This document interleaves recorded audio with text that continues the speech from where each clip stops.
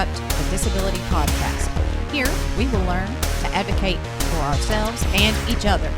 This podcast is supported with funds from the Advocado Press, based in Louisville, Kentucky.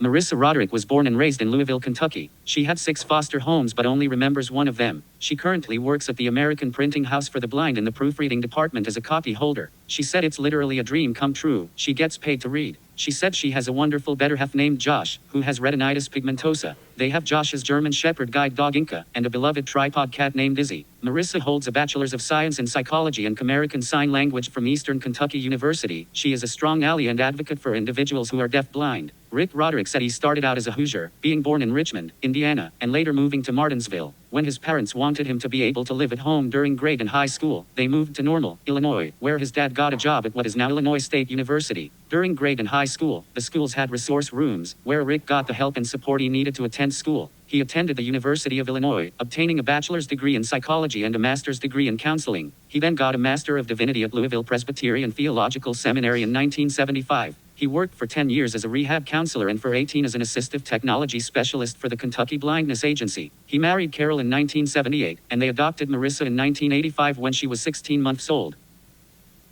Welcome, Rick Roderick and Marissa Roderick, to the Demand and Disrupt podcast. How are you guys doing? Oh, I'm just fine. I'm good.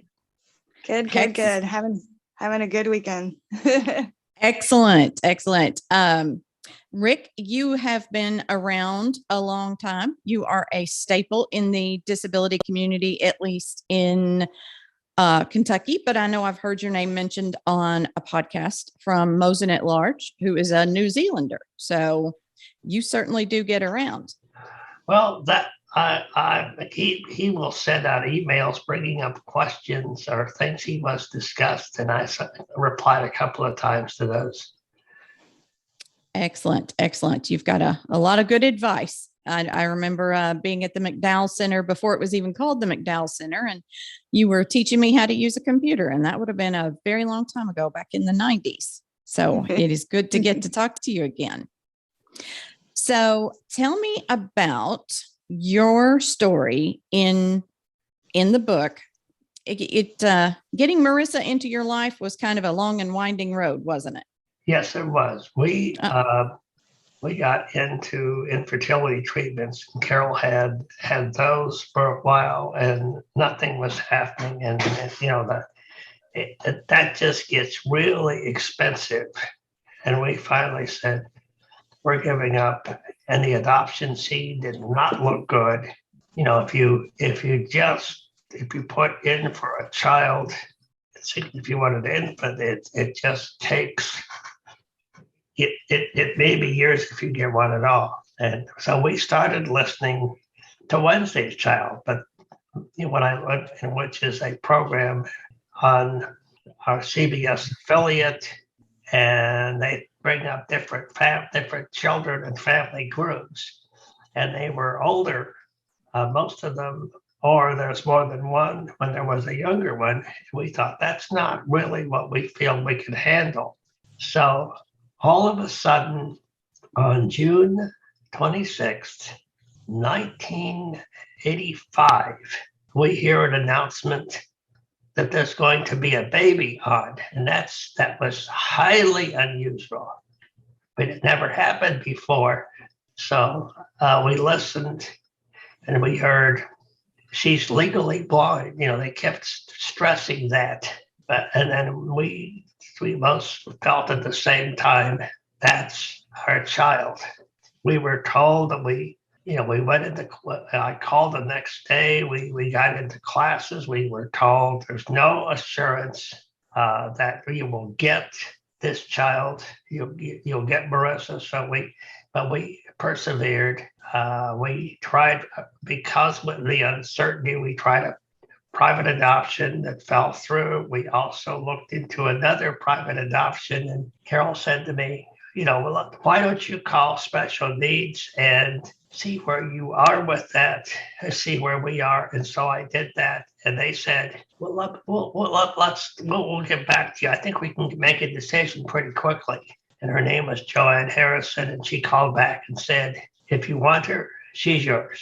So that started the whole Wow. process of home visits. And she was supposed to say goodbye to her last foster family, where she was only briefly. The other one had some things come up and couldn't watch her.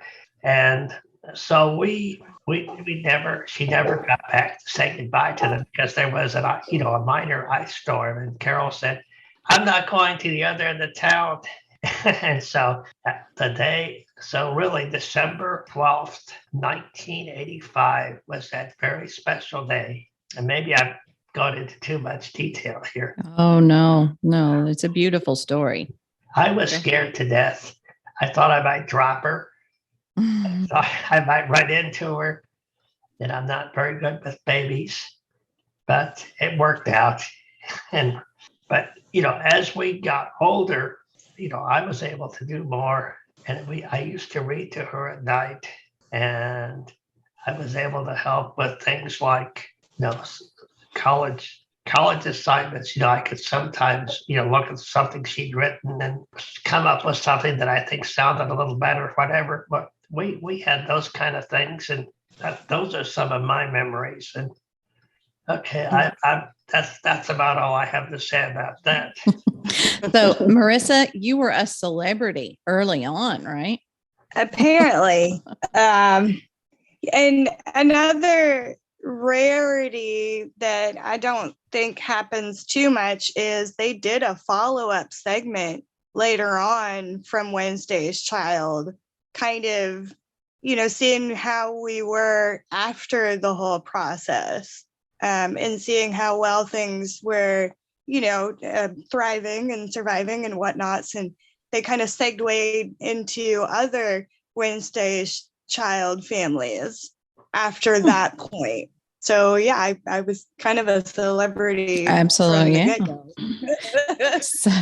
So have you gone back and watched that? Like, as an adult, you've gone back and watched those segments? I have. My aunt and uncle, they still have the videotapes, and yeah, they're like really old and scratchy, but they still work, and it's adorable.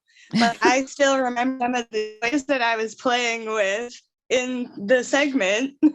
Oh, wow. So you are visually impaired.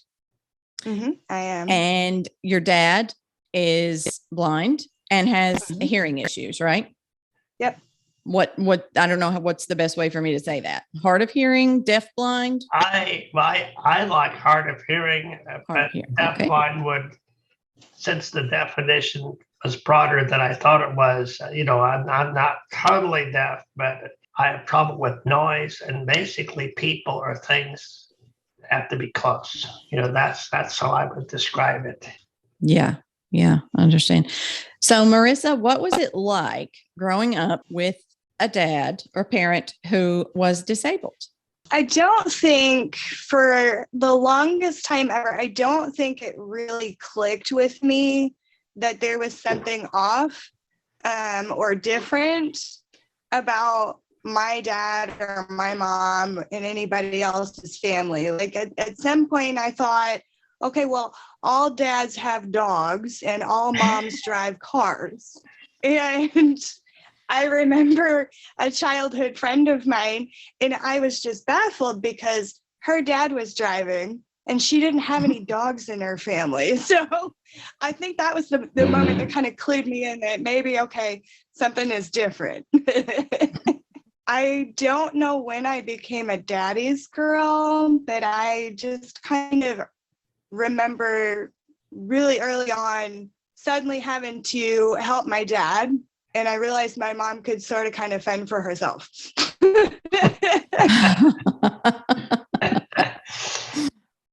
Well, that came kind of gradually because, when you were real little, and your mom was dominant, I would say, as far as like when there was something going on, you would, when you felt stressed, you'd go to her. And then later on, you'd come to me, when you got older. So did your dad teach you blind tricks, like how to, I don't know, like read Braille or use screen reader, things like that? I always would kind of sit in his office, and I knew his computer was talking and stuff, but he has it so fast so I couldn't understand it. I just knew at some point, he could slow it down. But I remember he did kind of teach me Braille, at least grade 1, not the whole shebang.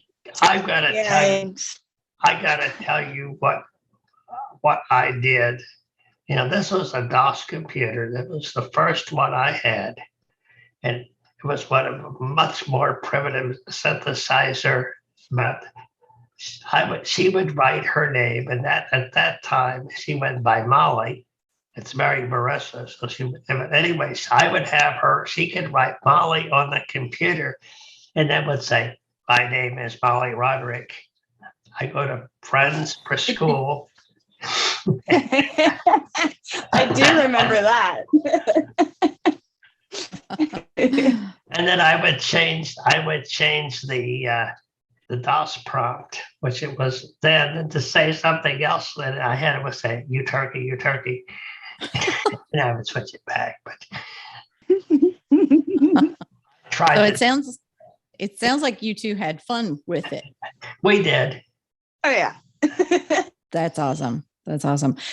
Rick, I know you said in the beginning you were afraid you might drop her. Or things like that. I might knock her over. I mean, going up and downstairs, I might knock her over, and fortunately that never happened. She's very resilient. I remember I used to play tricks on my dad, and to see what I could get away with, I would act helpless, like I couldn't climb out of the crib. And he caught me climbing out of the crib one time. Well, I never very much yet. I would always hand him stuff, whether it was things I should be handing or not. Like to play a trick on him? I'll never forget when I get cassette. I used to get cassettes from the library, talking books. And right. Yeah. One time she took one of them and unrolled it. Oh, Never could get that thing back. But I handed it to him. Yeah. You didn't steal it or take it away. Could you get the cassette tape ever reeled back up? No, never. No, because sometimes you could. I remember back when cassette tapes, and sometimes if you accidentally sometimes if you worked real hard and were real patient, you could get them all rolled back up. But now they don't use cassettes anymore. They don't. Yeah, they're all electronic, so it's pretty much indestructible. And they use cartridges for some, but I usually just download them. So. Yes, that's what I do too, and I appreciate it because I can't tear up a cassette or lose a cassette or something anymore. Marissa, how was it going through school? Because all the people I've talked to about parents with their kids, how was it going through school with your visual impairment? I'm not going to lie, school was not always great. I think the younger years, K through 5, etc., I think the teachers did try. They didn't have a whole lot of experience or exposure with a visually impaired student. So they weren't really sure how to attend to certain needs, during class time. But there was a lot of parent-teacher conferences and a lot of discussion that I remember my parents having and sitting down with the teachers. Well, this isn't going to work this way. Could you try it this way? Sit in front of the classroom. Could you verbalize what you're writing on the board? Could she work with a lab partner? Things of that nature. And I was bullied quite a bit by most of my peers up until, I would say, college. College was the defining moment where I felt like I didn't have to fight to fit in. I didn't have to prove that I was smarter than, my disability. I mean, I was just a person. They didn't care that I had a visual impairment. They wanted to hear about me, what I wanted out of the class, why I was there in college, what my hopes and dreams were. So it was nice to finally feel kind of, I could breathe. I could actually focus on my education.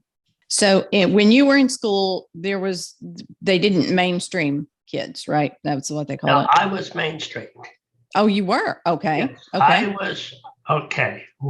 I was originally. I was living in Martinsville, Indiana, where my dad taught music to high school students. He's taught both grade and high school, and by that time, born in Richmond, Indiana, and then moved to Martinsville. Then we looked at the Indiana School for the Blind, and I might have gone there, and that would have been if he'd stayed at that job, I would have.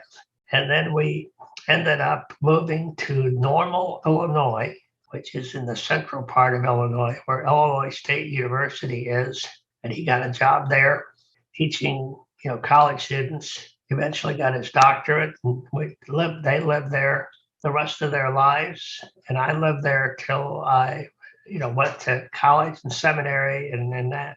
And so that was my story. But I was in the places, the grade school had a Braille resource room. In those days, I don't think it's been practiced since because there aren't as many of us, but the people who used Braille and the people who used large print were in different resource rooms. And so that was also true when I was in Champaign, Illinois, where my dad was working on his doctorate at the University of Illinois.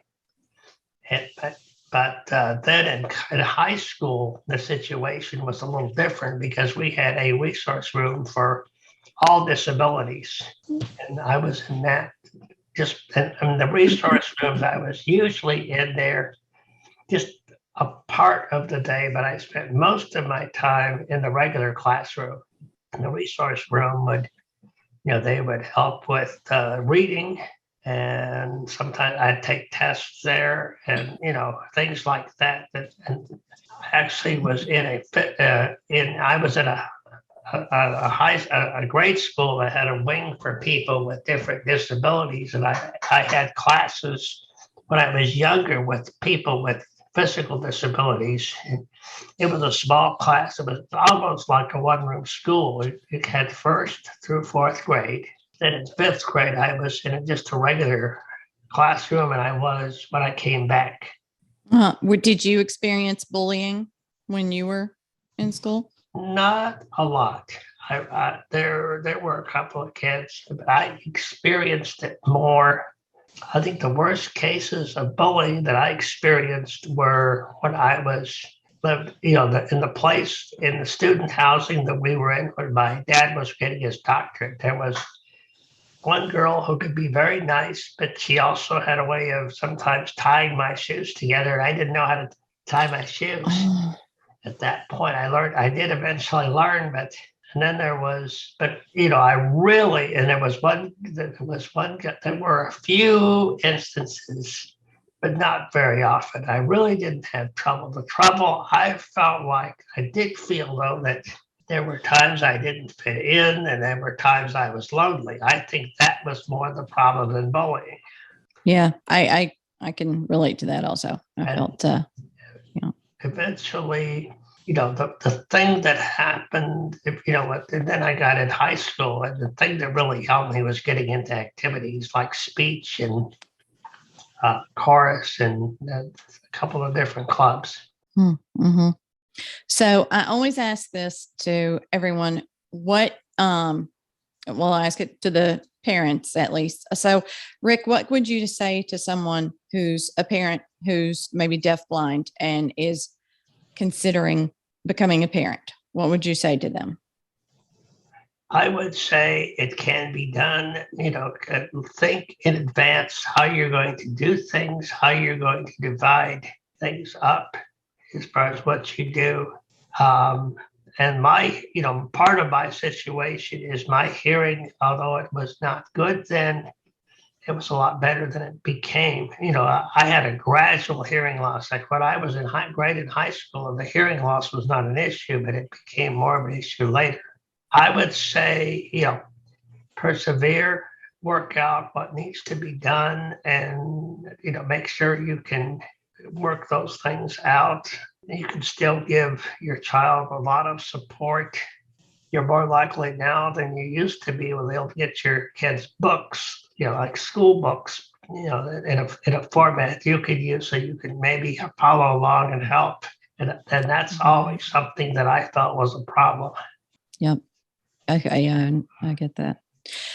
And Marissa, you are in luck because instead of me asking you your question, I am going to get my daughter, Sayer, and she is going to ask you, I don't know what. And so I apologize in advance. So she's got her questions. So Michael's gone to get her now, and she will be here in just a second. I'm going to hand over the headphones, so I'm not going to be able to hear your response. So like I said, all right, here we go. Give her just a second to switch headphones, and it's going to be Sayer. Again, my apologies if it's required. Here you go. Hello. Hi, love. How are you today? I'm wonderful. Happy Friday. Happy Friday to you too. What's it like to be a child of a blind parent in your case? I think it's pretty cool. I feel like my dad is a genius. My mom is equally of a superwoman. And it just, not a whole lot of people like my folks out there when I was your age, at least. I think it's really cool. I have one more question.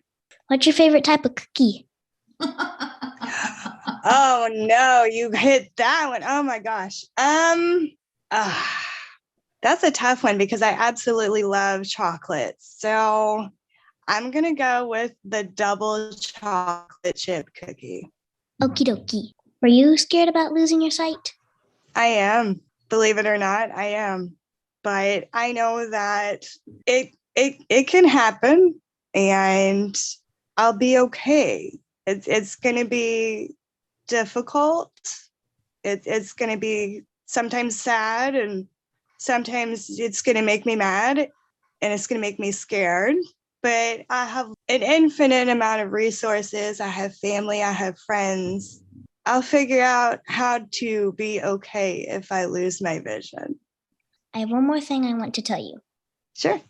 Have a good day and weekend. Oh, have a lovely weekend. You too. Hey, Marissa, thank you. We put her on the spot. I think she was nervous. She was a little nervous, and I had told her to be thinking. I had told her she must be hungry to ask about a cookie. She must be hungry. So I kind of gathered that. Yeah. My parents taught me to enjoy life, so eat the dessert first. Yes, we have. I was always told growing up, don't eat dessert last, don't spoil your supper. But now I know that to eat dessert first does not spoil my supper. And of course, since Carol has been diagnosed with diabetes, we both, and I need to lose weight. We're not eating nearly the desserts we used to. We have a rule in our house, and that is do not let Sayer get hungry. Because I hear that. we get what we call the Sayer monster. So, all right, guys, is there anything else that you want to tell any of our listeners? I guess this would be kind of a broad spectrum thing, but something that I have had to accept over time, and it's taken me years to figure this out. If nothing goes right, go left. Whatever left is, go left. That is a good life lesson right there. That's called having resilience. And Marissa, you have had a lot of setbacks over the years. I'm not going to go into all that, but we all both know what they have been. And now you did go left, and now you have a job you love, and probably some ways it's the best time of your life, I think. It's a dream come true. I think also finding your own space, finding somebody you love, and all those things also formed you. And we recognize that you make your own decisions. We're not going to try to pressure you to make decisions. Yet you're not going to make this. We know you're not going to make decisions just because we made the other one. So it's where it should be. Yeah, rebellion is important. So important. It's Oh also, yeah, I mean everybody it's also everybody goes through that They rebellious do. stage in some way, shape, or form. Just like every parent has a hard time, letting go of the decision making. I think it's a win-win overall. Oh, good. I'm so glad. I'm so glad. Thank you all so much. I appreciate it. And as Sayer said, have a good Friday and a good weekend. Thanks for having me. Bye. Thank you both very much. Thanks to Chris Unkin for our theme music. Thanks to Steve Moore for providing our transcription. Support comes from the Center for Accessible Living in Louisville, Kentucky. And you can find links to buy the book, A Celebration of Family, Stories of Parents with Disabilities, in our show notes. Thanks, everyone. You say you've seen a change in me. Just for once, I think I would agree. We both know there's a difference. We've had our curtain call, and this time the writing's on the wall.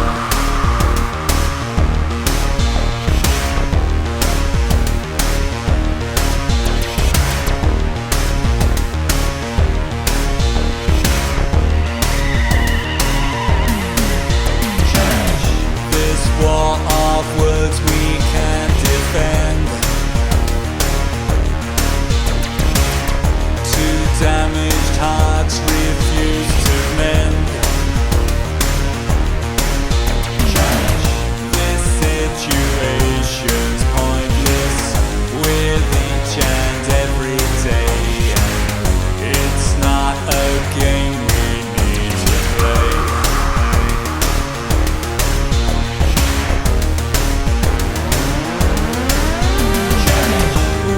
Try to make things better, repair and rearrange things, but each and every letter spells out the need for us to open up our minds and hearts to change.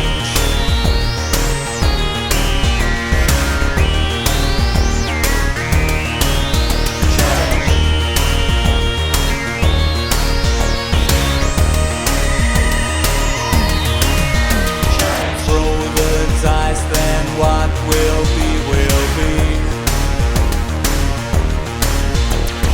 Disregard for good to set us free.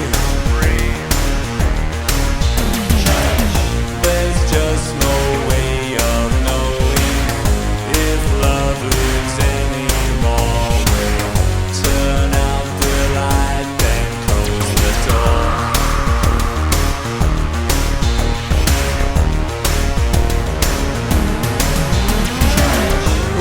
Try to make things better, repair and rearrange things, but each and every letter spells out